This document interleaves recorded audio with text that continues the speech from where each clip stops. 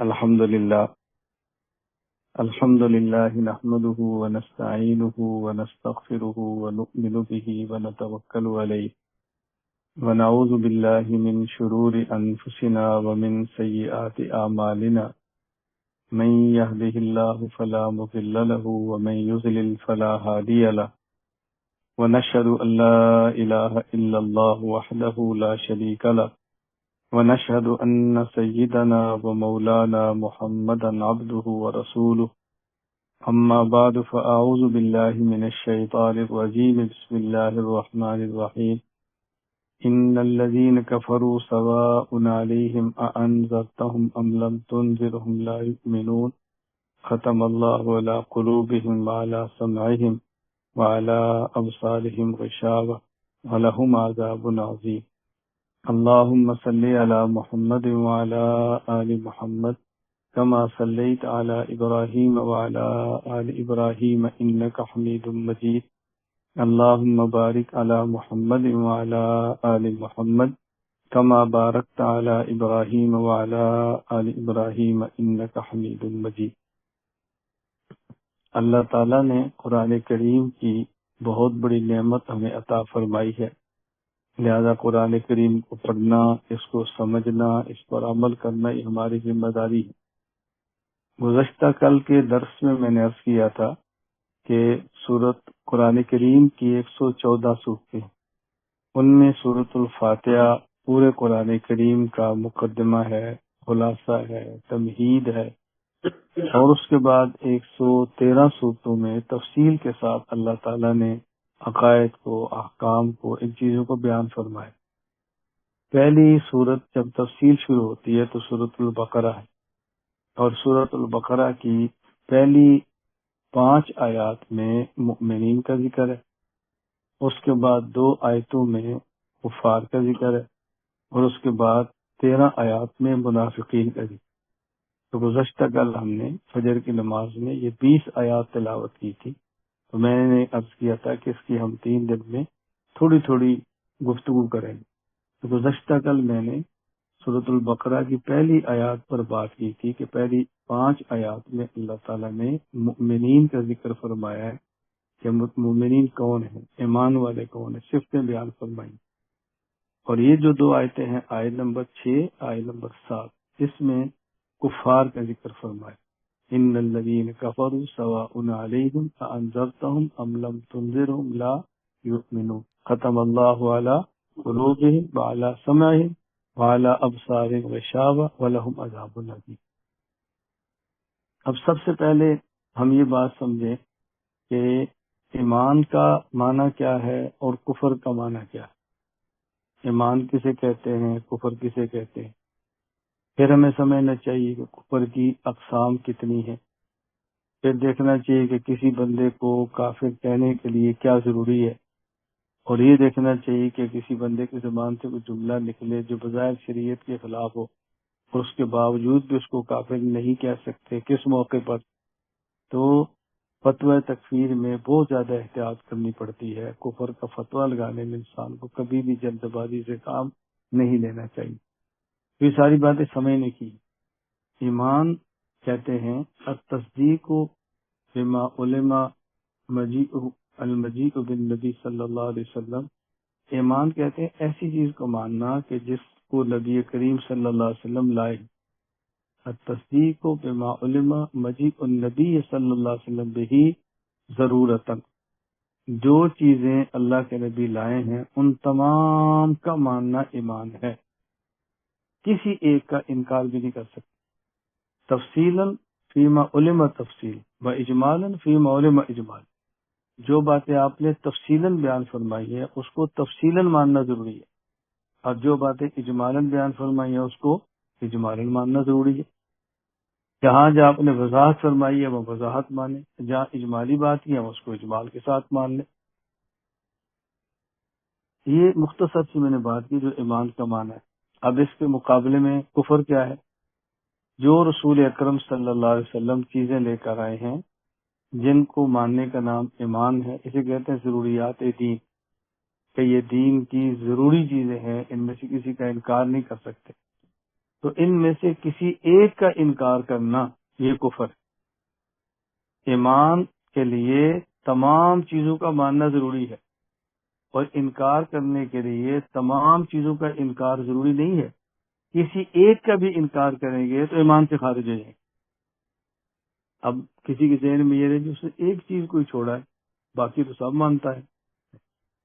مومن ہونے کے لیے تمام چیزوں کو ماننا ضروری ہے جو رسول اللہ صلی اللہ علیہ وسلم لے کر آئے، اور کافر ہونے کے لیے تمام کا انکار ضروری نہیں ہے، بلکہ کسی ایک کا بھی انکار کرے گا تو انسان دائرہ اسلام سے نکل جاتا۔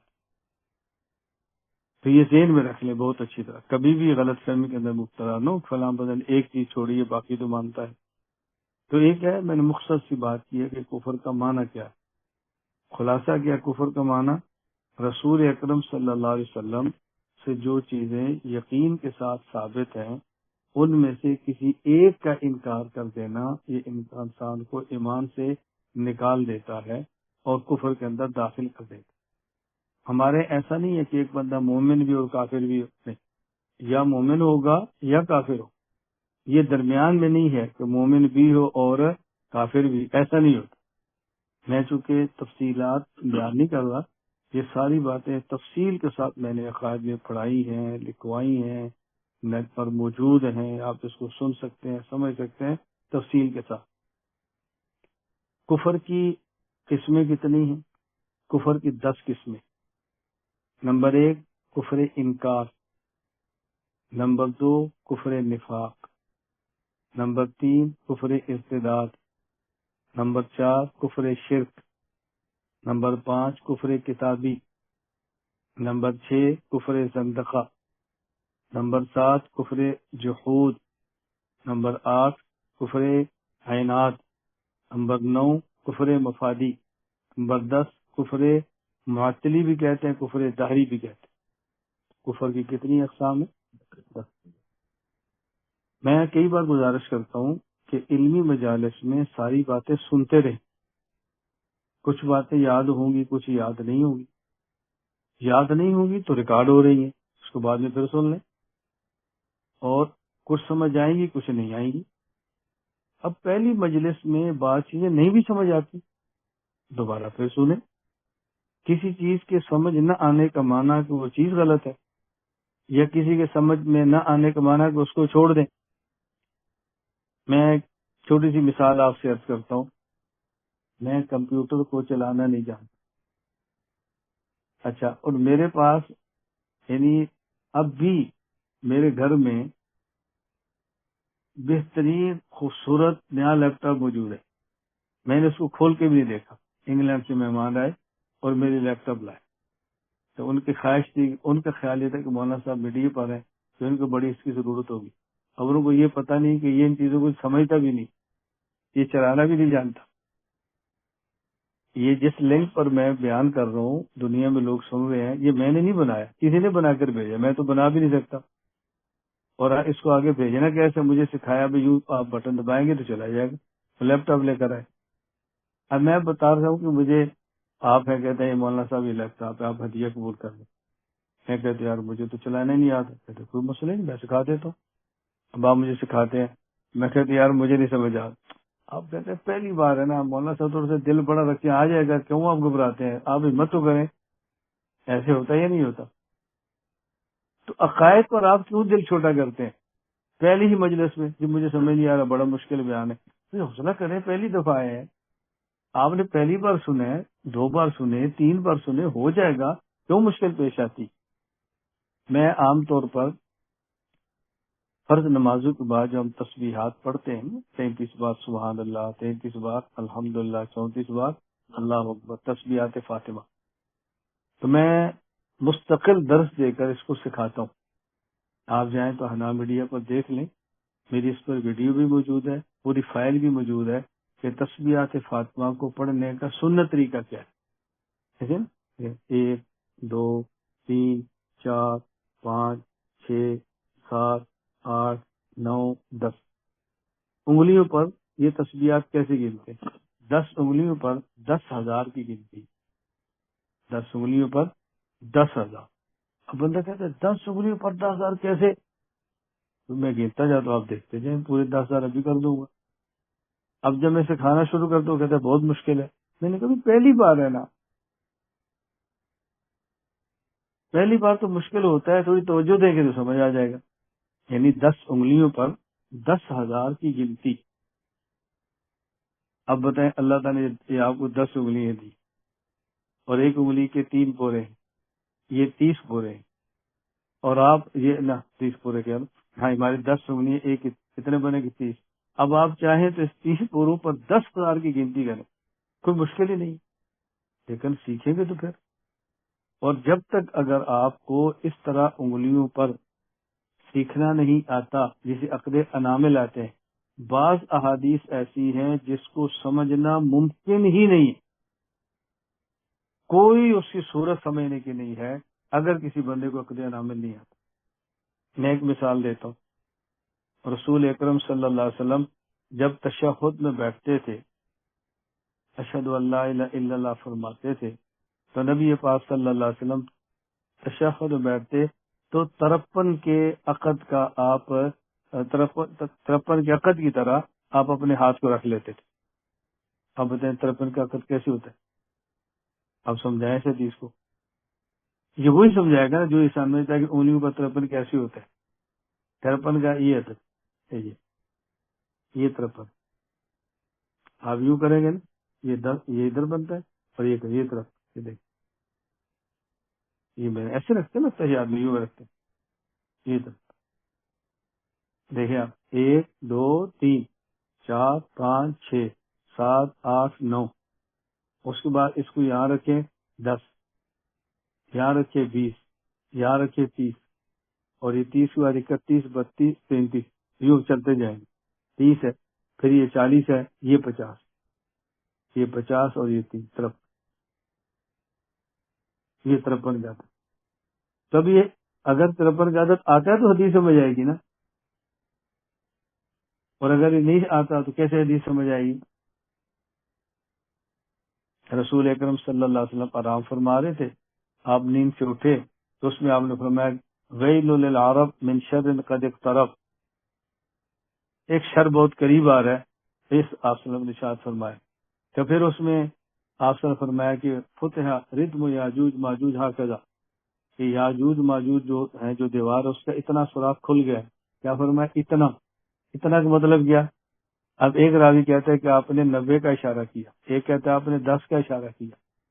اب 90 کا اشارہ کسے کہتے ہیں؟ 10 کا اشارہ کسے کہتے ہیں؟ پھر آپ کہیں گے دو حدیثوں میں ٹکراؤ ہو گیا، ایک کہہ رہا 90، ایک کہتا ہے 10، تو ایک ہی ٹھیک ہوگی، دونوں ٹھیک نہیں ہو سکتی نا۔ اصل مسئلہ کیا ہے؟ اب 90 اور 10 میں کیا فرق ہے؟ اس کو یہ اس طرح 10 کا اشارہ ہوتا ہے، کیا ہے؟ اور 90 کا یہ ہوتا ہے۔ اب جب آدمی دور سے ایسے کرے تو کوئی سمجھے گا یہاں رکھے، کوئی سمجھے گا یہاں رکھے، اس میں کیا اختلاف ہے؟ رسول اللہ صلی اللہ علیہ وسلم اٹھے اور آپ نے اشارہ فرمایا کہ اتنا سوراخ کھل گیا، اتنا فرمایا نا، تو ایک نے سمجھا کہ یہاں ہاتھ رکھے اور ایک نے سمجھا یہاں رکھے۔ جس نے یہاں سمجھا اس نے 10 کہہ دیا، جس نے یہاں سمجھا اس نے 90 کہہ دیا۔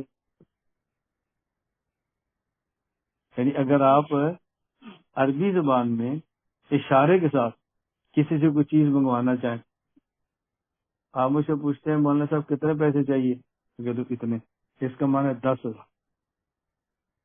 کیا معنی ہے اس کا؟ تو میں زبان سے بولا تو نہیں ہوں نا، آپ کو 10,000 کی گنتی آتی تو آپ سمجھ گئے میں نے کیا، کتنا آسان ہے۔ لیکن سیکھیں گے تو پھر آئے گا نا، سیکھیں گے تو پھر آئے گا، نہیں سیکھیں گے تو نہیں آئے گا۔ میں صرف گزارش کر رہا ہوں کہ دل چھوٹا نہ کیا کریں کہ یہ بہت مشکل ہے، جی کفر کی 10 کو مولانا صاحب آپ کو تو آتی ہے، تو مجھے تو ایسے نہیں آتی، میں نے یاد کی ہے، میں نے اس پر محنت کی ہے، میں نے اس کو پڑھایا ہے۔ ابھی بھی دیکھیں بیان شروع کرنے سے پہلے میں نے پھر ایک بار لکھی ہے تاکہ مجھے یاد ہو جائے۔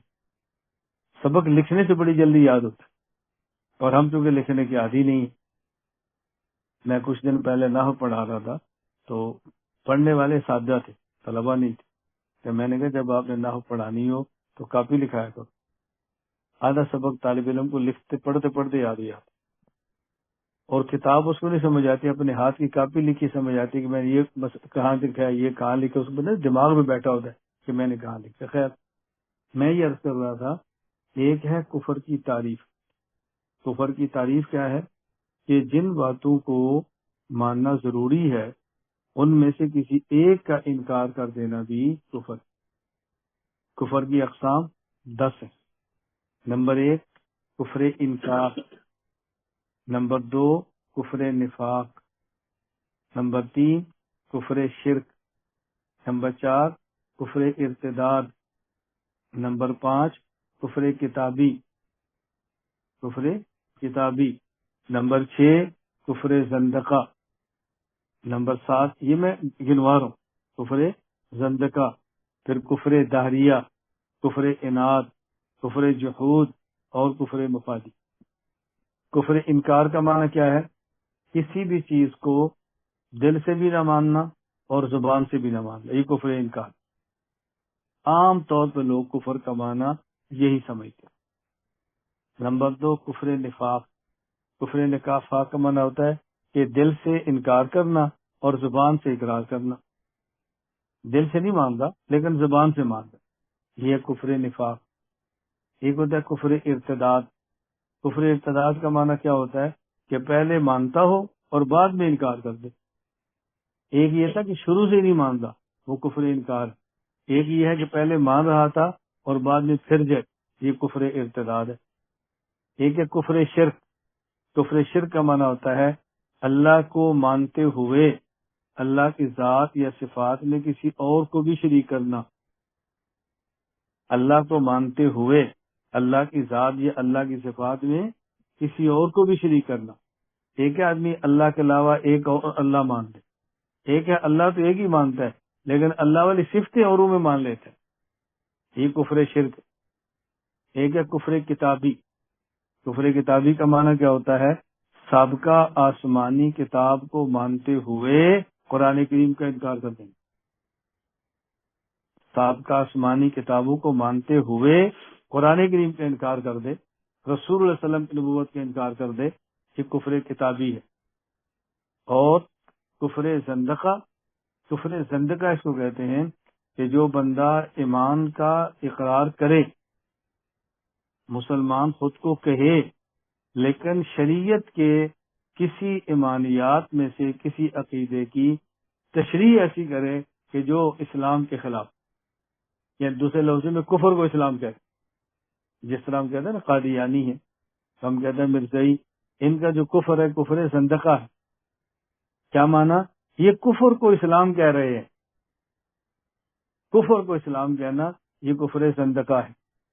ایک ہوتا ہے کفر دہری، کفر معطلی بھی کہتے ہیں۔ اس کا معنی کیا ہوتا ہے کہ کوئی انسان اللہ کا انکار کرے اور زمانے کو قدیم مانے، یہ دہر سب کچھ کر رہا ہے، زمانہ کر رہا ہے، اللہ کا وجود کا انکار کرتا ہے اور ساتھ زمانے کو قدیم مان رہا ہے، زمانہ ہمیشہ سے ہے، اسے کہتے ہیں کفر دہری۔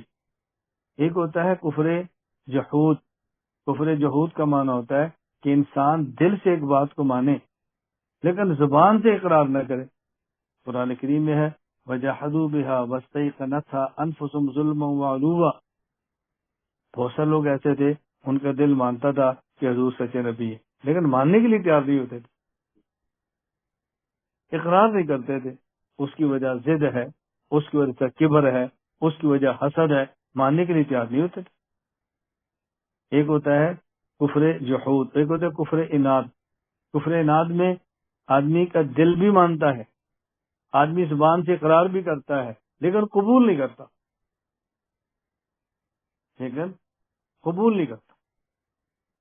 جیسے ابو طالب تھے، دل بھی مانتا تھا، زبان سے بھی کہتے تھے لیکن کہتے میں قبول نہیں کرتا، میں عبد المطلب کے دین۔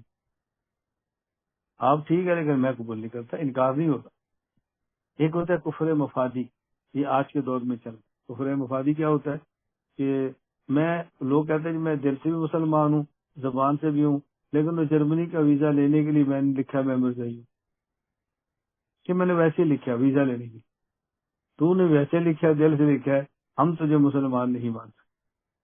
ایک ملک کا ویزا لینے کے لیے آپ نے اپنے ایمان کا سودا کر دیا، اس کو کیسے تسلیم کیا جا سکتا ہے؟ تو یہ کفر کی 10 اقسام ہے، ان میں سے کفر نفاق پر کل بات کریں گے، کیونکہ میں نے عرض کیا کہ پہلی 5 آیات میں ذکر ہے مومنین کا، اس کے بعد 2 آیتوں میں کفار کا. اس کے بعد پھر آگے 13 آیتوں میں جو نفاق پر کھل کر بات ہونی ہے، میں انشاءاللہ کل اس پہ بات کروں گا. اور یہ نفاق کی گفتگو کو سمجھنا بہت ضروری ہے. ہم بڑی جلدی لوگوں پر منافق ہونے کے فتوے ٹھوک دیتے ہیں. تو پوری بات سمجھ لیں گے تو پھر احساس ہوگا کہ ہمیں کتنی جلدی کرنی چاہیے اور کتنی تاخیر کرنی چاہیے. اللہ ہمیں یہ باتیں سمجھنے کی توفیق عطا فرمائے. یہ کفر کی اقسام ہے. ہم نے ہر قسم کو سمجھنا ہے اور ان اقسام کو سمجھ کر ان سے بچنا ہے. مستقل ایک دعا ہے بعض صحابہ کرام سے، اللہم ارنا الحق حقا وارزقنا اتباعہ وارنا الباطل باطلا وارزقنا اجتنابہ. اے اللہ ہمیں حق کا حق ہونا دکھا اور حق کی اتباع کرنے کی توفیق عطا فرما. اے اللہ ہمیں باطل کا باطل ہونا دکھا اور اے اللہ ہمیں باطل سے بچنے کی توفیق عطا فرما. یہ اتنا اہم کام ہے کہ حق کو بھی پڑھنا اور باطل کو بھی پڑھنا. حق کو پڑھنا تاکہ اس کو پھیلایا جائے اور باطل کو پڑھنا تاکہ امت کو اس سے بچایا جائے. آپ حیران ہوگے صحابہ کرام رضی اللہ عنہ مجمعین میں حضرت حذیفہ رضی اللہ تعالیٰ عنہ کا مزاج عام صحابہ کرام سے مختلف تھا.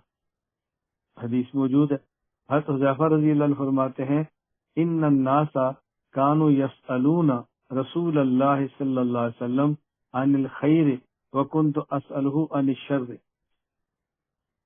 باقی صحابہ حضور پاک صلی اللہ علیہ وسلم سے خیر کی باتیں پوچھتے اور میں آپ سے شر کی باتیں پوچھتا. مخافت ان یدرکنی، وہ خیر کی باتیں پوچھتے تاکہ حاصل کریں اور میں شر کی باتیں پوچھتا تاکہ بچوں. اس لیے کہتے ہیں تو حذیفہ رضی اللہ تعالیٰ عنہ فتنوں کے سمجھنے میں صحابہ کرام میں امام تھے. یعنی اس قدر ان پر اعتماد تھا، اس قدر ان کے اوپر اعتماد تھا کہ مدینہ منورہ میں اگر کوئی جنازہ آ جاتا اور حضرت حذیفہ رضی اللہ تعالیٰ عنہ مدینہ منورہ میں موجود ہوتے اور جنازے میں شرکت نہ کرتے تو عمر فرماتے میں جنازے میں نہیں جاؤں گا کیونکہ حذیفہ نہیں ہے. اس کا مطلب یہ ہے کہ ایک منافق ہے جس کا رسول اللہ صلی اللہ علیہ وسلم نے حذیفہ کو بتایا ہوا.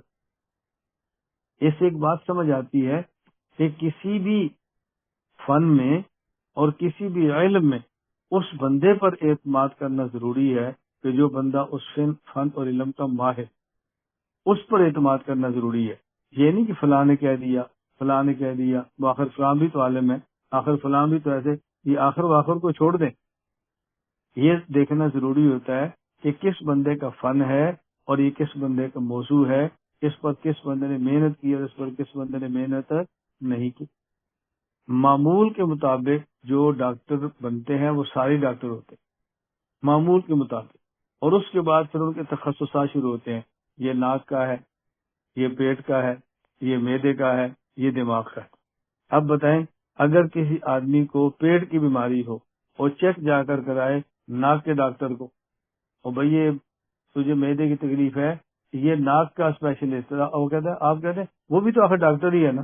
ہم کہتے ہیں آخر ڈاکٹر ہے لیکن وہ ناک کا ماہر، وہ معدے کا ماہر نہیں. تیرے پیٹ کا مسئلہ ہے تو ناک اس کو چیک کرا لے.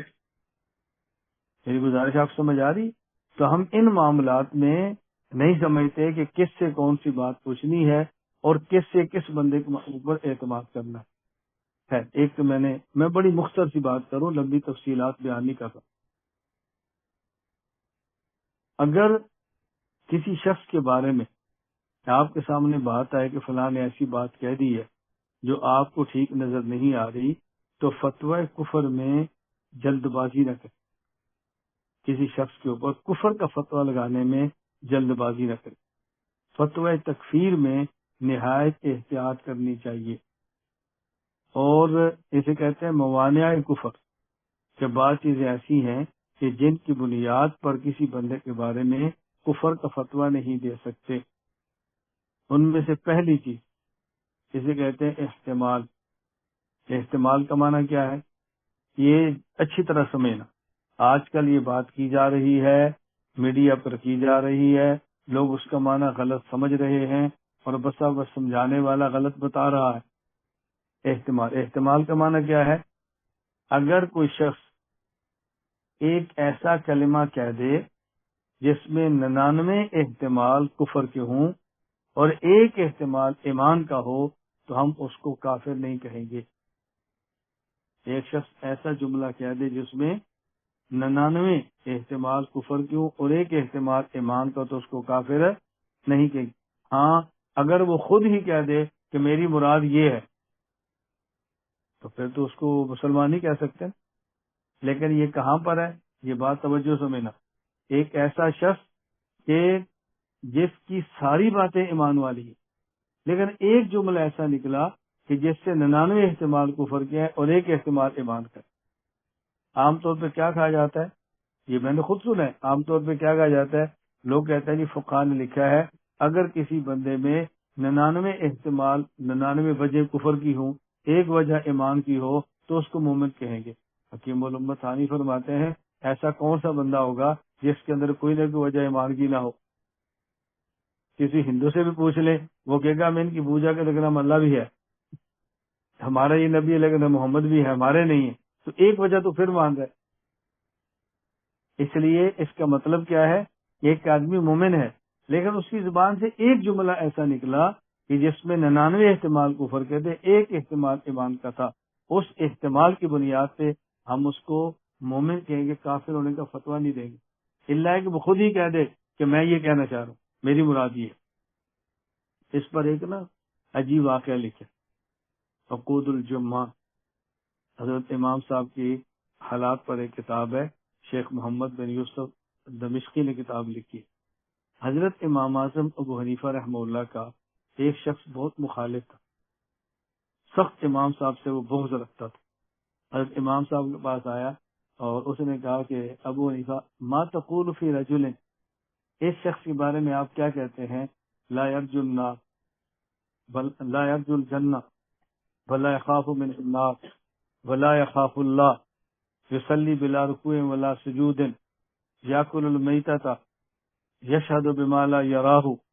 اس نے سوالات کیے، اس شخص کے بارے میں آپ کیا کہتے ہیں کہ جو آدمی جنت کی امید نہیں رکھتا، آگ سے جہنم سے نہیں ڈرتا، اللہ سے نہیں ڈرتا، مردے کو کھاتا ہے، مردار کو کھاتا ہے، نماز بغیر رکوع اور سجدے کے پڑھتا ہے، نماز بغیر رکوع اور سجدے کے پڑھتا ہے، اور جو اس نے نہیں دیکھا اس کی بھی گواہی دیتا ہے، وَيَفِرُّ مِنَ الرَّحْمَةِ، اللہ کی رحمت سے دوڑتا ہے، وَيُصَدِّقُ الْيَهُودَ وَالنَّصَارَى، یہود و نصارہ کی تصدیق کرتا ہے۔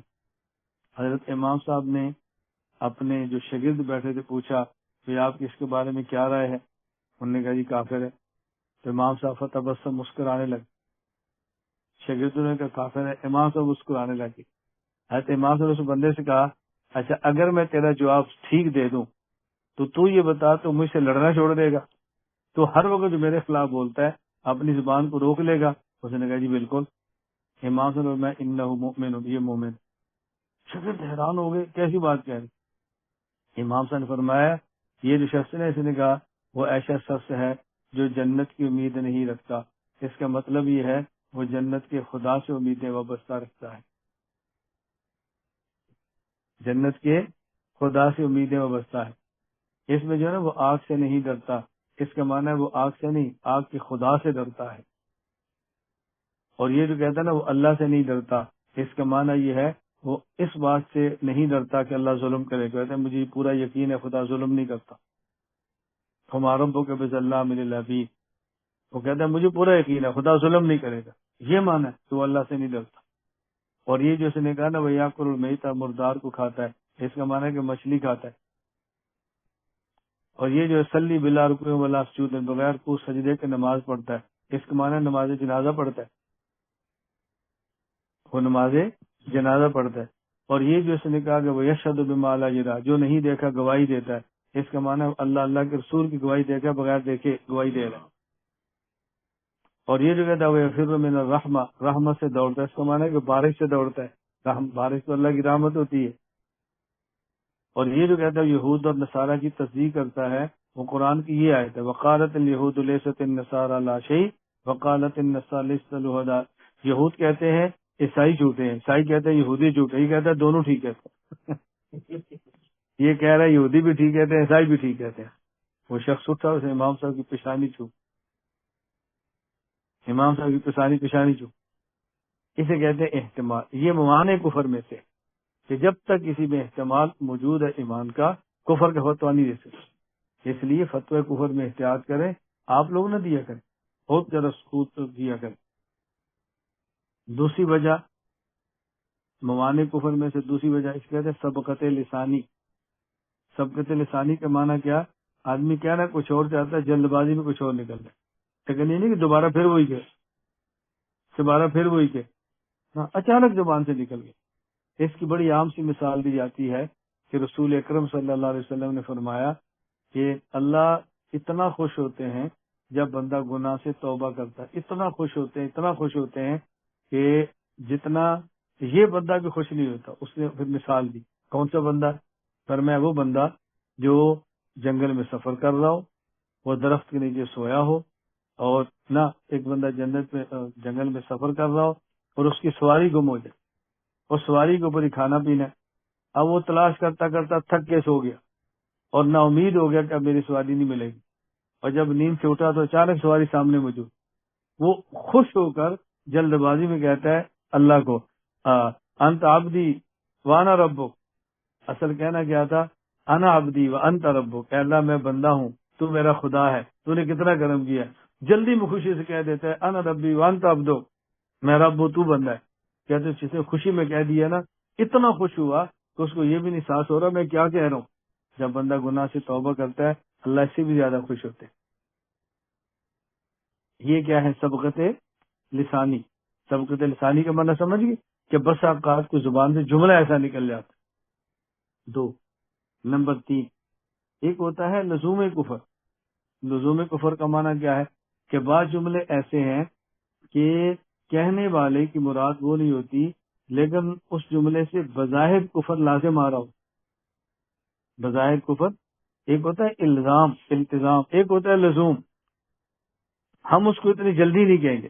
یعنی بس اوقات ایک جملہ کہنے والا وہ ایسی بات نہیں کہتا، لیکن لوگ کہتے ہیں جو تو نے بات کی ہے نا اس سے لازم آتا ہے اور نتیجہ ہی نکلے گا. وہ آپ نتیجہ نہ نکالیں. حضرت علی رضی اللہ تعالیٰ کے مد مقابلے میں خارجی تھے جن سے آپ کا قتال ہو رہا تھا. تو کسی نے پوچھا جی خوارج کے بارے میں کہ یہ آپ ان کو کیا کہتے ہیں، یہ کافر ہے؟ اور میں نہیں، تو کفر سے نکل کر آئے ہیں. تو کہا یہ منافق ہے. کیا منافق کے بارے میں تو اللہ کہتا ہے لا یذکرون الا قلیلا، اور ذکر کم، یہ تو ذکر بہت کرتے ہیں. تو کہا جی پھر ان کو کیوں مارتے ہیں؟ تو آپ نے فرمایا یہ بیچارے فطرے کے اندر مبتلا ہو گئے ہیں، اس فطرے میں اندھے اور بہرے ہو گئے، میں ان کے اس لیے مارتا ہوں. اس لیے نہیں مارتا کہ یہ کافر ہے، اور میں اس لیے بھی نہیں مارتا کہ یہ منافق ہے. اب دیکھیں ان کی گردنیں اڑا رہے ہیں لیکن ان کو کافر نہیں کہتے. حضرت علی رضی اللہ تعالیٰ عنہ گردنیں اڑا رہے ہیں لیکن آپ پھر بھی ان کو کافر نہیں کہہ رہے. ایک موانع کفر میں سے اکراہ کا معنی کیا ہوتا ہے؟ کوئی بندہ مجبور ہو کر اپنی زبان سے کلمہ کفر کہے. وقلب مطمئن بالایمان، اور اس کی مثالیں احادیث میں بھی موجود ہے. حضرت عمار بن یاسر کا مکے کا واقعہ موجود ہے کہ ایک آدمی کو کوئی کہہ دے میں تجھے مار دوں گا ورنہ زبان سے کہہ، تو جان بچانے کے لیے کہہ دے، اس بنیاد پر بھی کسی بندے کے اوپر کفر کا فتویٰ نہیں لگا سکتے. اچھا، اسی طرح ایک ہوتی ہے دینی ضرورت. دینی ضرورت کیسے ہے؟ نبی کریم صلی اللہ علیہ وسلم نے فرمایا کہ یہ جو یہودیوں کا سردار ہے، یہودیوں کا سردار فلاں کعب بن اشرف، اس کو کون قتل کرے گا؟ محمد بن مسلمہ رضی اللہ تعالیٰ عنہ. انہوں نے کہا یا رسول اللہ میں کروں.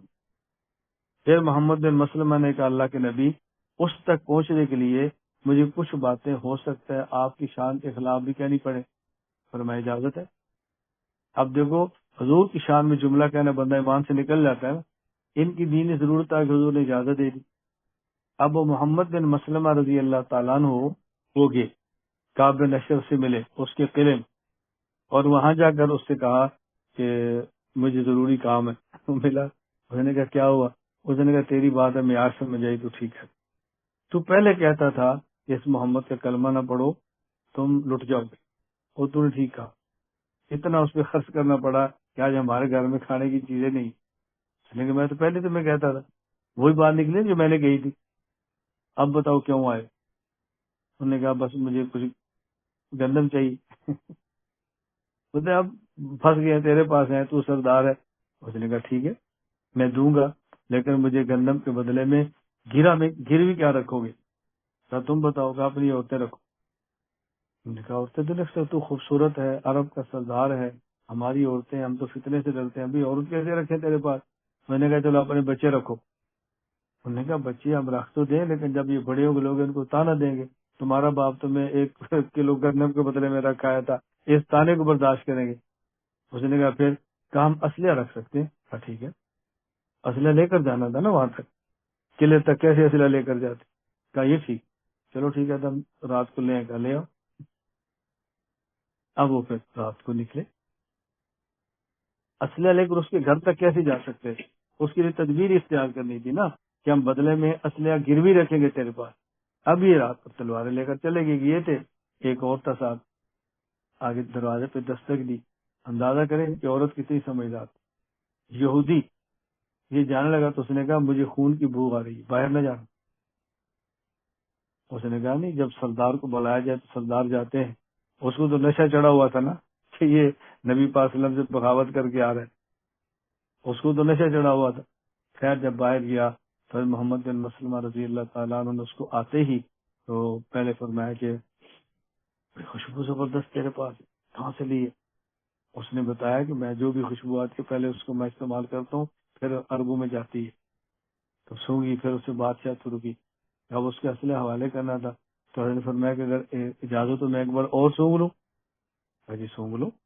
تو جب انہیں ساتھ تھوڑا سا قریب کیا نا تو آپ نے ساتھ والے کو اشارہ کیا، پہلے پلان بنا کر آئے تھے، تو آپ نے اس کے بال پکڑے اور سر اشارہ کیا، اس نے ماری تلوار گردن کاٹ کے رکھ۔ اللہ کے حضور خدمت پہ آ گیا، اصل آپ کے دشمن کا کام تمام کر دیا۔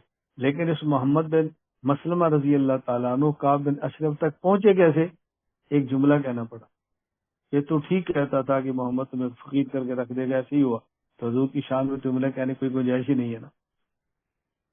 اب حضرت محمد بن مسلمہ نے کہا جملہ، اس بنیاد پہ کفر کا فتویٰ نہیں ہے نا، میں یہ سمجھانا چاہ رہا ہوں کہ کون سی ایسی چیز ہے کہ جہاں کلمہ کفریہ بظاہر ہوتا ہے لیکن بندے پر کفر کا فتویٰ نہیں لگایا جاتا۔ اسی طرح ارتکاب کبیرہ ہے، اگر کوئی شخص گناہ کبیرہ کر لے تو گناہ کبیرہ کی بنیاد پہ کفر کا فتویٰ نہیں لگاتے کہ کافر ہو گئی۔ یہ میں نے کیوں کہا کہ بعض لوگ گناہ کبیرہ کی وجہ سے کافر کہتے ہیں اور وہ اپنے دلائل بھی پیش کرتے، مثلا خوارج ہیں، خارجی، وہ کہتے ہیں کہ آدمی گناہ کبیرہ کر لے تو وہ کافر ہو جاتا۔ ان کے دلائل میں سے ایک دلیل کیا ہے کہ رسول اکرم صلی اللہ علیہ وسلم فرمایا من ترک الصلاۃ متعمدا فقط کفر، جس نے جان بوجھ کے نماز چھوڑی فقط کفر، وہ کہتے ہیں اس کا ترجمہ کیا، وہ کافر ہو گیا۔ ہم کہتے ہیں نہیں، اس کا معنی یہ نہیں کہ کافر ہو گیا، اس کا معنی ہے کہ اس نے کافروں والا کام کیا۔ من ترک الصلاۃ متعمدا فقط کفر، جس نے جان بوجھ کے نماز کو چھوڑا اس نے کافروں والا کام کیا۔ ایک ہے کافر ہونا، ایک ہے کافروں والا کام کرنا۔ آپ گھر میں اپنے بچے کو ہی کہتے بیٹا تو کس کا بیٹا ہے، یہ دیکھتا ذرا، کیا ہمارے بچے بھی یہ کام کرتے ہیں؟ یہ ہمارے بچوں کا کام ہے، کیا کیا تو نے؟ اب بات سمجھ لیں، یہ ہمارے بچوں کا کام۔ کوئی سید ہے تو آپ کہتے ہیں آپ تو سادات ہے، تو حضور کی نسل میں سے ہے، کوئی سادات بھی چوری کرتا ہے، یہ سیدوں کا کام ہے۔ یار تو مسلمان ہے، مسلمان بھی جھوٹ بولتا ہے۔ تو اللہ کے نبی نے سمجھایا کہ جان بوجھ کے نماز جس نے چھوڑی اس نے کافروں والا کام کیا، کافروں والا کام کیا۔ آپ کہیں گے کافروں والا کام نماز نہ پڑھنا کیسے ہے؟ قیامت کے دن جب مسلمان جنت میں جائیں گے، کافر جہنم میں جائیں گے، تو ایک دوسرے کو جو جانتے فلاں کی طرح بھی جہنم میں، تو مسلمان کافر سے پوچھے گا جسے تعارف تھا ما سلککم فی سقر، تم جہنم میں کیوں آئے ہو؟ تو کافر کیا جواب دے گا؟ جی لم نک من المصلین فلم نک نطعم المسکین، ہم نمازیں نہیں پڑھتے تھے اور کھانا نہیں کھلاتے۔ اگر آپ کو کل کا بیان یاد ہو تو بتاؤ کتنا مضبوط اشکال ہے۔ یہ کو سوال آپ سے کر لے، کتنا مضبوط سوال ہے کہ جو کافر ہے اس سے پوچھا جا رہا ہے تو جہنم میں کیوں ہے؟ وہ کہتا ہے میں جہنم میں کیوں ہوں؟ نماز نہیں پڑھتا تھا۔ کافر کے اوپر نماز پڑھنا فرض ہے؟ تو پھر وہ کیوں بتا رہا ہے میں اس لیے جہنم میں کافر میں نماز نہیں پڑھتا تھا؟ کیا زکات دینا کافر پر فرض ہے؟ یہ تو مسلمانوں پر ہے. کافر تو حکام کا پابند ہی نہیں ہے، وہ جہنم میں جانے کو یہ کیوں کہہ رہا ہے کہ میری وجہ نماز نہ پڑھنا ہے؟ یہ قرآن کی آیت ہے. اب کیا جواب دو گے آپ؟ میں آپ سے کیوں کہتا ہوں قرآن پڑھو، قرآن سمجھو، قرآن سمجھو. کسی نے اعتراض کیا تو جواب کیسے دو؟ حکیم الامت حضرت تھانوی رحمۃ اللہ علیہ کو پڑھو، آپ کو سمجھ آئے کہ ہمارے اکابر نے کام کیا کی. حکیم الامت تھانوی رحمۃ اللہ فرماتے ہیں ایک ہے نفس عذاب، ایک ہے ازدیاد عذاب، ایک ہے عذاب اور ایک ہے عذاب کا بڑھنا، ایک ہے بخار اور ایک ہے تیز بخار، ایک ہے بخار اور ایک ہے تیز بخار، ایک ہے عذاب ایک ہے ازدیاد بخار. حضرت ثانی فرماتے ہیں کہ عذاب تو ہوگا کفر کی وجہ سے اور ازدیاد عذاب ہوگا اعمال نہ کرنے کی وجہ سے. کیوں؟ حضرت فرماتے ہیں کہ جو بندہ ایمان کا مکلف ہے، جو بندہ ایمان کا مکلف ہے، کلمہ پڑھو، تو کلمہ پڑھنے کے اندر یہ بھی تو ہے نا کہ کلمہ پڑھنے کے بعد پھر نمازیں بھی پڑھو، یا نہیں ہے؟ جس کو کہا جاتا ہے ایمان لاؤ تو اس کا معنی کیا ہے؟ ایمان کے تقاضوں پر عمل بھی کرو. اصل تو یہ ہے کہ کلمہ پڑھو، لیکن اصل کے ضمن میں ہے نمازیں بھی پڑھو. اور جب کسی نے اس کے مقابلے میں کفر نہیں کرنا، ایمان نہیں لانا، کفر کرنا ہے، تو اس نے کفر کے ضمن میں نمازیں بھی چھوڑنی ہے نا. بھئی جس طرح ایمان کے اندر نمازیں آتی ہیں، ایمان لاؤ اس کا معنی ایمان لانے کے بعد پھر نماز بھی پڑھو. تو جس بندے نے ایمان کو چھوڑا ہے اس نے کفر کیا، تو جو ایمان کے ضمن میں نماز تھی وہ بھی تو چھوڑی ہے نا. جس طرح جنت میں جانے کی اصل وجہ وہ ایمان ہے اور فوراً جانے کی وجہ وہ نیک اعمال ہے. جنت میں جانے کی وجہ ایمان ہے اور جنت کے درجات کی بلندی کی وجہ اعمال ہے. اسی طرح کفر میں جانے کی وجہ، جہنم میں جانے کی وجہ کفر ہے، اور جہنم کے عذاب کے بڑھنے کی وجہ وہ جو کفر کے ضمن میں ترک صلاۃ تھی وہ ہے. کوئی کچھ سمجھ آئی؟ میں یہ تو نہیں کہہ رہا سمجھ آئی، میں کیا کہہ رہا ہوں؟ بولتے نہیں.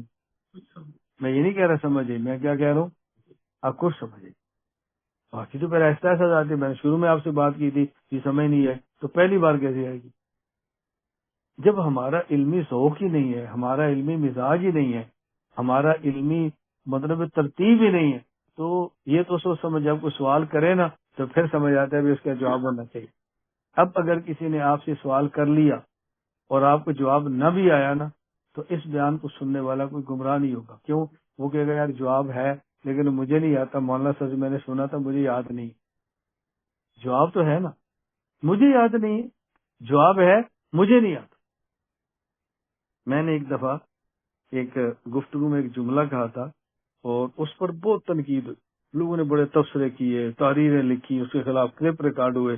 میری عادت ہے کہ میں حق کہنے کے بعد ٹچ سے مس نہیں ہوتا. میں پھر نہیں دیکھتا کہ میرے خلاف کلپ کتنے ہیں اور تحریریں کتنی ہیں اور کون تعریف کر رہا ہے اور کون مذمت کر رہا ہے.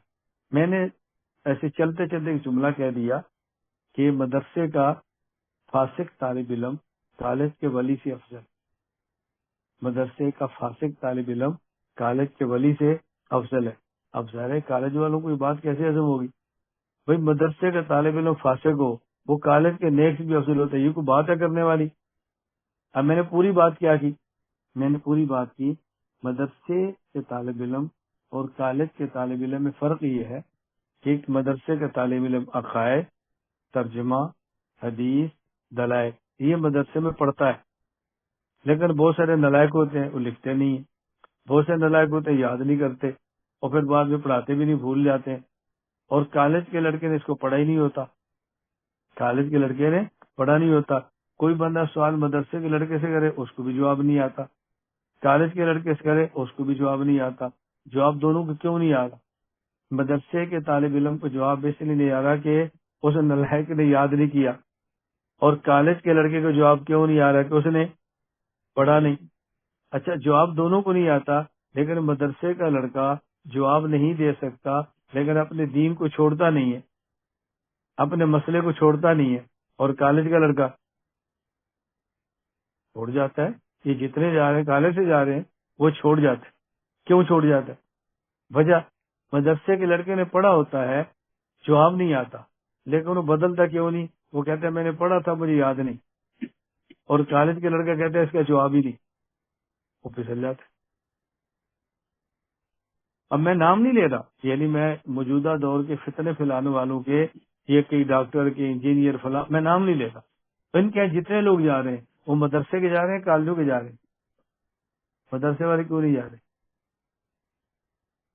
مدرسے والے کیوں نہیں قابو آ رہے؟ وہ کہتے ہیں کہ ہم نے پڑھا ہوا ہے، استاد جی نے بتایا تھا مجھے یاد نہیں، اور کالج والے کہتے ہیں کیا دلیل یار ہم نے پہلی بار سنی ہے، ہم نے پہلی بار سنی ہے، بڑی دلیل ہے، اس نے جو پہلی بار سنی ہوتی ہے اور مدرسے والے کو 100 بار سنا ہوتا ہے لیکن یاد نہیں ہوتا۔ تو میں نے اس لیے کہا تھا کہ میں اسباب کے درجے میں کہتا ہوں، اسباب کے درجے میں مدرسے کے طالب علم فاسق ہوگا لیکن اس کے گمراہ ہونے کے چانس نہیں ہوتے، یہ کالج کا ولی ہوگا لیکن اس کے گمراہ ہونے کے چانس بہت زیادہ ہوتے ہیں۔ تو میں نے اس لیے کہا تھا بھی یہ فاسق اس ولی سے افضل ہے کہ یہ ایمان کو چھوڑتا نہیں ہے، وہ جلدی پھسل جاتا۔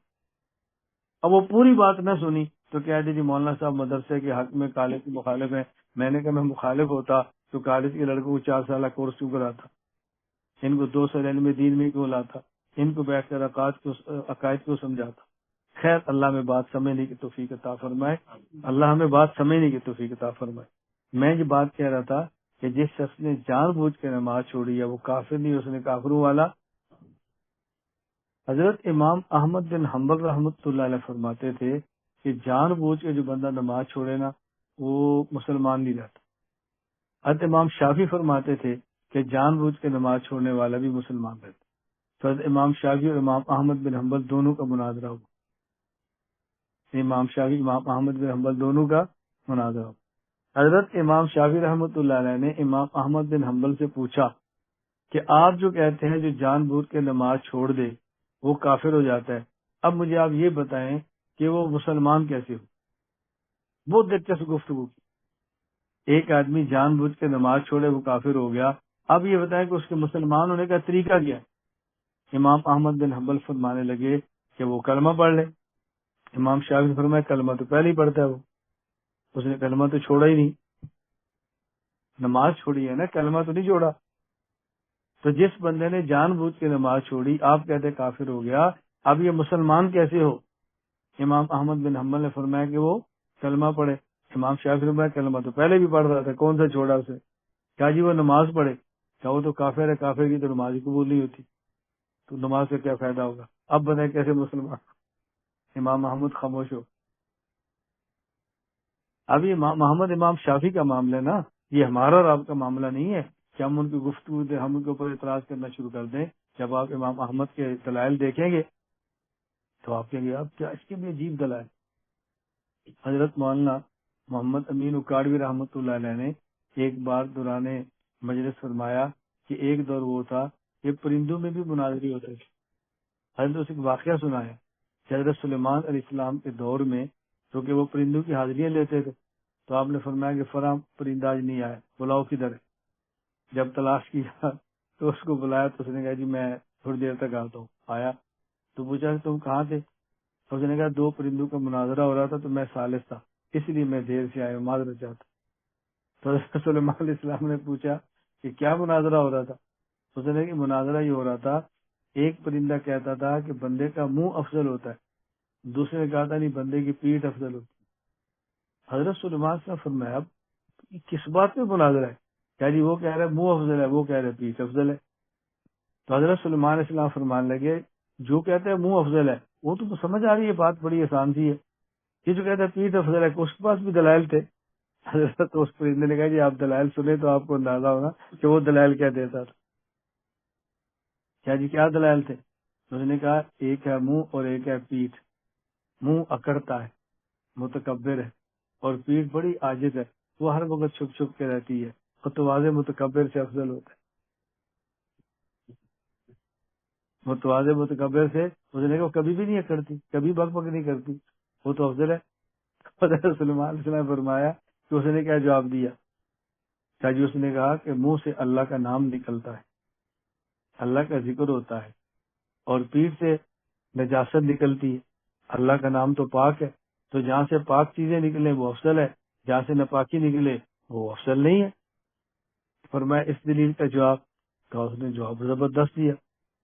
اس نے کہا کہ ایک نجاست وہ ہے جو پیٹھ سے نکلتی ہے اور ایک وہ ہے جو منہ سے نکلتی ہے. یہ مولانا خورشید کو اٹھاؤ.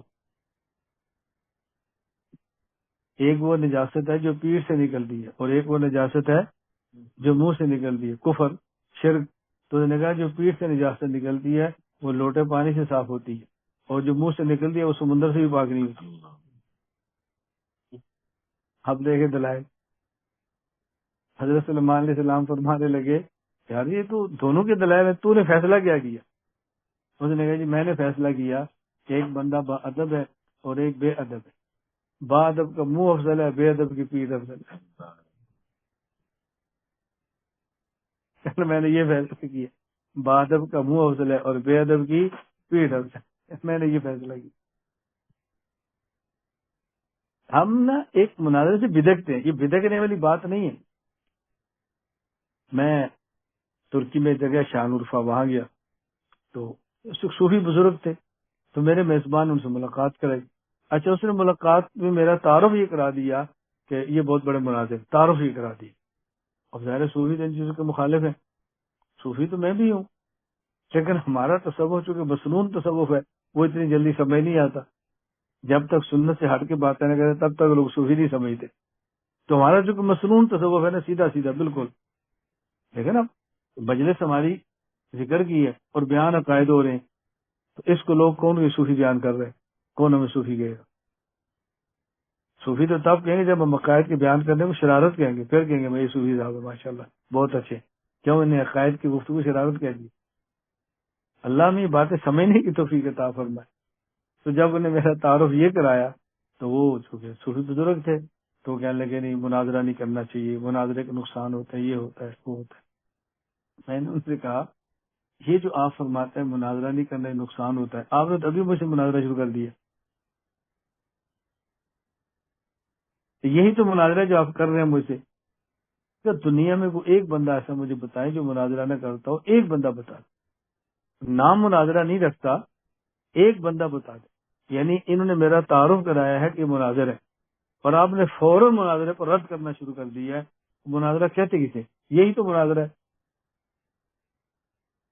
اگر مناظرہ نہیں کرنا تو آپ کہتے کوئی نہیں یہ بھی ٹھیک ہے, جو کرتے ہیں وہ بھی ٹھیک, جو نہیں کرتے وہ بھی ٹھیک ہے. اب میں کہتا کہ آپ مناظر نہیں. آپ جس کو غلط سمجھتے تھے آپ نے اس کا فوراً رد کر دیا. تو مجھے آپ بتائیں یہ کون سا ہے؟ ہمارے ایک بہت بیماری کیا ہے, ہم اصلاح کے نام پہ فساد کرتے ہیں, ہم اعتدال کے نام پہ شرارتیں کرتے ہیں. اعتدال کا معنی کیا ہے؟ میں کہتا ہوں یہ بھی ٹھیک ہے یہ بھی ٹھیک, یہ تو اعتدال ہوگا نا. اچھا اب یہ کون سا اعتدال ہے کہ جس کو آپ ٹھیک نہیں سمجھتے اس پر پورے زور سے رد کر دیں, پورے زور سے, اور پھر کیا کہتے ہیں بھئی ہم تو معتدل ہیں, ہم تو لڑنے والے. بھئی آپ لڑنے والے آپ نہیں ہیں تو لڑنے والوں سے آپ کیوں لڑ رہے ہیں؟ مناظرہ کرنے والوں سے آپ مناظرے کیوں کر رہے ہیں؟ ان کے خلاف آپ نے کیوں زبان درازی شروع کی ہے؟ ان کے بارے میں کوئی نرمی کا ہاتھ رکھ لیں. میں اس پہ دلائل نہیں دے رہا, مستقل ہمارا اس پہ سبق موجود ہے. اللہ میں بات سمجھنے کی توفیق عطا فرمائے. میں اپنی بات کو بہت مختصر کروں. میں نے پہلے بھی آپ سے کہا, پہلے میں نے کیا بتایا کفر کسے کہتے, مانا سمجھ آ گیا؟ جن باتوں کو ماننا ضروری ہے ان میں سے کسی ایک کا بھی انکار کر دیں گے تو بندہ. دوسری بات کفر کی اقسام کتنی ہیں؟ 10. پھر میں نے بتایا کفر کی قسمیں کتنی ہیں؟ 10. نمبر 1 کفر انکار, نمبر 2 کفر نفاق, نمبر 3 کفر شرک, نمبر 4 کفر ارتداد, نمبر 5 کفر کتابی, نمبر 6 کفر زندقہ, نمبر 7 کفر طہری, نمبر 8 کفر جحود, نمبر 9 کفر اناد, نمبر 10 کفر مفاد. پھر میں نے بتایا کہ موانع کفر کیا ہے, یعنی فتوی کفر میں احتیاط کرنی چاہیے. نمبر 1 احتیاط, احتمال, کوئی اور احتمال. نمبر 2 سبقت لسانی. نمبر 3 لزوم کفر. نمبر 4 اکراہ. نمبر 5 دینی تقاضا. نمبر 6 ارتکاب کبیرہ, یعنی کوئی بندہ مرتکب کبیرہ ہو جائے اس کو اس بنیاد پہ کافر نہیں کہتے. یہ تو میں نے وجہ بیان کی. چلتے چلتے یہ وجہ بھی سن لیں کہ وہ وجہ کون سے جس بنیاد پہ بندہ کافر ہو جاتا. ایک تو کفر کی تعریف ہے نا. بنیاد کیا ہوتی ہے؟ نمبر 1 استحلال، حرام کو حلال سمجھنے سے انسان کافر ہو جاتا. حرام کو حلال، میری بات توجہ سمجھنا، حرام کو حلال سمجھنے سے یا حلال کو حرام سمجھنے سے، حرام کو آپ حلال کہہ دیں گے تو بندہ کافر ہو جاتا. میں اس کی چھوٹی سی مثال دیتا ہوں. ایک انسان زنا کرتا ہے اور زنا کو حرام کہتا ہے، یہ کافر نہیں ہوگا. ایک بندہ زنا کرتا نہیں ہے لیکن زنا کو حلال کہتا ہے، وہ کافر ہو جاتا. یعنی یہ زنا کر کے بھی مسلمان اور وہ زنا نہ کر کے بھی کافر. اگر ایک انسان خدا نخواستہ زنا کرے اور اس کو کہے گی حرام ہے، یہ کافر نہیں ہے، فاسق ہے. اور ایک آدمی زنا نہ کرے لیکن یہ کہ زنا کرنا حلال ہے، یہ مسلمان نہیں رہے. نمبر 1 استحلال. نمبر 2 استخفاف. استخفاف کا معنی کیا ہوتا ہے؟ کہ کسی چیز کو ہلکا سمجھنا، کسی چیز کو ہلکا. مرزائی ہے کیا ہے، پھر کیا اس سے بندہ ایمان سے نکلتا. اور شریعت کے احکام کو ہلکا نہ سمجھے. اللہ ہماری حفاظت فرمائے. نمبر 3 استہزاء. شریعت کے کسی حکم کا مذاق اڑانا، چھوٹے سے چھوٹے حکم کا بھی جس کی نسبت اللہ کے نبی کی طرف ہے اس کا استہزاء مذاق اڑائیں گے تو انسان ایمان سے نکل جاتا ہے. اسی طرح انکار، آدمی صراحتاً زبان سے انکار کرتا تب بھی انسان دائرہ اسلام سے نکل جاتا. اسی طرح تعویل باطل. تعویل باطل کا معنی کیا ہوتا ہے؟ کسی شرعی مسئلے کی ایسی تعویل کرنا کہ جس تعویل کو شریعت قبول کرنے کے لیے تیار نہیں. مرزائی ہے، وہ کہتے ہیں جی رسول اللہ صلی اللہ علیہ وسلم آخری نبی. ہم بھی کہتے ہیں آخری نبی. جھگڑا کیا ہو رہا ہوتا ہے؟ وہ کہتے ہیں نبی پاک صلی اللہ علیہ وسلم کے بعد کوئی نبی آ سکتا ہے، وہ حضور کا سایہ ہوگا، وہ ذل ہوگا. ہم کہتے ہیں یہ تعویلیں مت کریں. نبی کریم صلی اللہ علیہ وسلم کے بعد کسی بھی قسم کا نبی، وہ ذلی ہو، بروزی ہو، تشریعی ہو، غیر تشریعی ہو، کسی بھی قسم کا ہو، ہم اس کو مسلمان ماننے کے لیے تیار نہیں.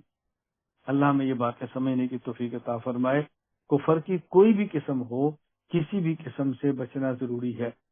ایک میں لفظ کی وضاحت کر دوں. جو ہمارے کا لفظ چلتا ہے اہل قبلہ. عام طور پہ لوگ کہتے ہیں کہ جو اہل قبلہ ہیں ان کو کافر نہیں کہنا چاہیے. ٹھیک ہے، بالکل صحیح ہے، لیکن اہل قبلہ کا معنی کیا ہے؟ اہل قبلہ کا معنی یہ ہے کہ کوئی انسان شریعت کی ان تمام باتوں کو مانے جس کو ماننا چاہیے. یہ اہل قبلہ شریعت کی اصطلاح ہے. کل میں نے آپ خدمت میں عرض کیا تھا، ایک ہوتا ہے لفظ کا لغوی معنی اور ایک ہوتا ہے شریعت کی مراد کیا ہے. لغوی معنی اہل قبلہ کا ہے قبلہ والے جو کعبہ کو قبلہ مانتے ہوں، اور اصطلاحی معنی شریعت اہل قبلہ کا یہ ہے کہ وہ شریعت کی ساری باتیں مانتے ہوں. اگر کسی ایک بات کو مانیں گے تو اس کو اہل قبلہ نہیں کہتے. دیکھیں ہم کہتے ہیں روزہ، صوم، تو صوم کا عربی زبان میں لغت میں معنی کیا ہے؟ امساک، رکنا، تھوڑی دیر آپ خاموش ہو جائیں. لغت کہے گی الصوم، یہ روزہ ہے.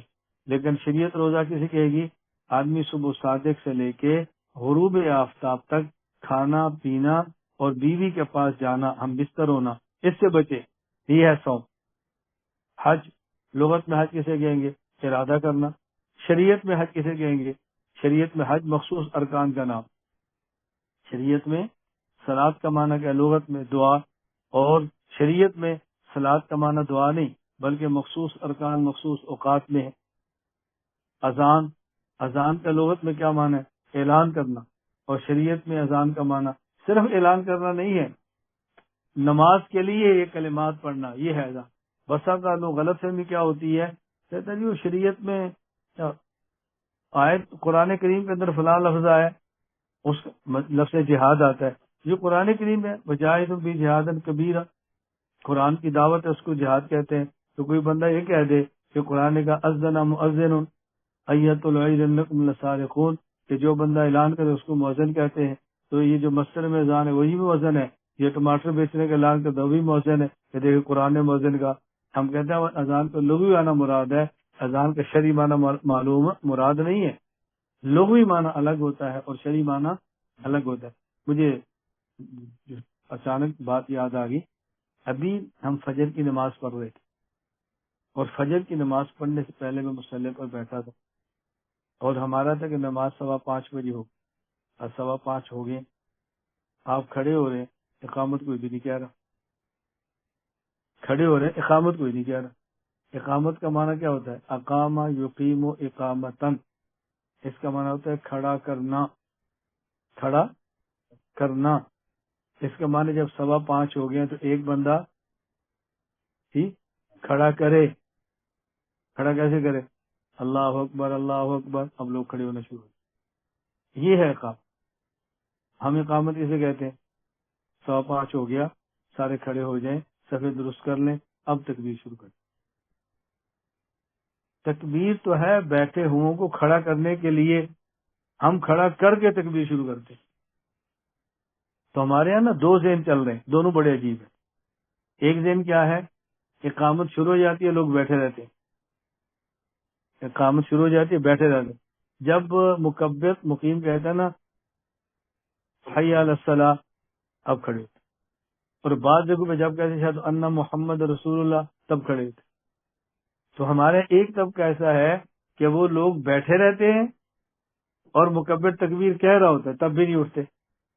اور ہمارے ایک طبقہ ایسا ہے کہ سارے جب کھڑے ہو جاتے ہیں تو پھر اس کے بعد تکبیر شروع کرتے ہیں. میری بات سمجھ آ رہی؟ اقامت کا معنی کیا ہے؟ کھڑا کرنا. 5:15 بجے فجر کی نماز کا وقت ہے تو 5:15 بجے مکبر شروع ہو جائے اللہ اکبر اللہ اکبر، یہ اقامت کہنا شروع کرے اور لوگ کھڑے ہونا شروع ہو. اقامت ختم ہوگی، اب امام مقتدی کو دیکھے، صفے درست کریں، ٹھیک کریں، فاصلہ ختم کریں، اس کے بعد کہ اللہ اکبر. یہ ہے اقامت. یہ ہے اقامت. تو ہم جو شریعت کے الفاظ ہیں اس کو سمجھیں اور سمجھ کے اس پر عمل کی کوشش کریں. اللہ مجھے اور آپ کو سمجھنے کی توفیق عطا فرمائے. ان آیتوں پر میں ایک بات کہہ کے ختم کرتے ہیں، پھر ذکر کر لیتے ہیں. ان الذین کفروا سواء علیہم اانذرتم ام لم تنذرہم لا یؤمنون. اللہ فرماتے ہیں میرے پیغمبر، یہ جو کافر ہیں آپ ان کو ڈرائیں یا آپ ان کو نہ ڈرائیں، یہ ایمان نہیں لائیں. سوال یہ ہے کہ جب یہ دعوت دینے سے ایمان لائیں گے نہیں تو پھر فائدہ؟ سواء علیہم میں اس کا جواب موجود ہے. یہ اللہ فرماتے ہیں کہ ان کے حق میں برابر ہے، آپ ان کو سمجھائیں یا نہ سمجھائیں، لیکن آپ کے حق میں برابر نہیں ہے. یہ چونکہ ضدی ہیں، یہ سمجھانے کے باوجود بھی کلمہ نہیں پڑھیں گے، لیکن سمجھانے کا آپ کو اجر ملے گا، آپ کے درجات بلند ہوتے رہیں گے، آپ دعوت دینا نہ چھوڑیں. آگے فرمائے ختم اللہ علی قلوب وعلی سمع. آگے وعلی ابصارہم. اب دیکھو قلوب اور سمع کے لیے لفظ الگ لائیں اور ابصار کے لیے الگ لائیں. فرمایا ان کے دلوں پر اور ان کی آنکھوں پر، ان کی دلوں پر اور ان کے کانوں پر مہر ہے اور ان کی آنکھوں پر پردے. تو جب بات دل کی آئی ہے اور کان کی آئی ہے تو مہر فرمائے، اور جب بات آنکھ کی آئی ہے تو پھر پردے فرمائے. اس کی وجہ کیا ہے؟ اس کی وجہ یہ ہے جو دل تک بات پہنچتی ہے وہ یہ نہیں کہ آگے سے یا پیچھے سے یا دائیں سے یا بائیں سے، اوپر سے نیچے سے، کہیں سے بھی ہو، دل تک بات جاتی ہے. اور جو کان سنتا ہے، بندہ سامنے سے بولے تب بھی سنتا ہے، پیچھے سے بولے تب بھی سنتا ہے، دائیں سے بولے تب بھی، بائیں سے بولے تب بھی، اوپر سے بولے تب بھی، نیچے سے بولے تب بھی سنتا ہے. تو ان کے بعد فرمایا ختم اللہ، ان پر مہر لگا دی ہر طرف سے. ان کے اوپر ہر طرف سے مہر لگ گئی نا. لیکن جب آنکھ کی باری آئی تو آنکھ آگے سے دیکھتی ہے، پیچھے سے نہیں دیکھتی. اس فرمایا وعلی ابصار، اس پر مہر لگانے کی ضرورت نہیں ہے، اس کے آگے پردہ ہی کافی. اس کے آگے پردہ ہی کافی ہے، مہر کی ضرورت نہیں ہے. بس آگے پردہ آ گیا، یہ کام کرنا چھوڑ دے گی، پیچھے سے تو پہلے ہی کام نہیں کر رہی تھے. اور کان ہر طرف سے تھا. ختم اللہ علی قلوبہم وعلی ابصارہم غشاوہ ولہم عذاب العظیم. اللہ تعالیٰ ہم سب کی حفاظت فرمائے، اللہ ہمیں کفر سے محفوظ رکھے. میں کل نفاق کے بارے میں تھوڑی سی بات کروں گا. وہ بات اس لیے نہیں کرنی کہ منافق ہونا ہے، اس لیے بات کرنی ہے منافق سے بچنے. یہ بچنے کے لیے کی جاتی ہے. بعض لوگ سادگی میں ایسی باتیں کہہ دیتے ہیں تو بندے کو تعجب ہوتا ہے کیسی باتیں کہتے ہیں. چلیں اللہ ہم سب کی حفاظت فرمائے. تو خلاصہ یاد ہو گیا. سورہ بقرہ کی پہلی 20 آیات میں سے پہلی 5 آیتوں میں اللہ تعالیٰ نے مومنین کا ذکر کیا ہے، اس کے بعد 2 آیتوں میں کفار کا ذکر کیا ہے، اور اس کے بعد 13 آیتوں میں منافقین کا ذکر کیا ہے. دیکھیں اللہ تعالیٰ نے کس طرح بات شروع فرمائی. اس کے بعد جب پھر بات شروع ہوتی ہے نا یا ایھا الناس اعبدوا، پھر دلائل شروع ہو جاتے، اور دلائل سب سے پہلے توحید کے بیان کی. یا ایھا الناس اعبدوا ربکم، کیسی قرآن کریم کی ترتیب ہے. پہلے سورۃ الفاتحہ پورے قرآن کا خلاصہ، پھر سورہ بقرہ کے پہلے رکوع میں 3 طبقوں کا خلاصہ ہے، پھر اس کے بعد دلائل توحید سے بات شروع ہوتی ہے جو قرآن کریم کا اصل موضوع ہے. اللہ ہمیں بات سمجھنے کی توفیق عطا فرما دے. وآخر دعوانا الحمدللہ رب العالمین.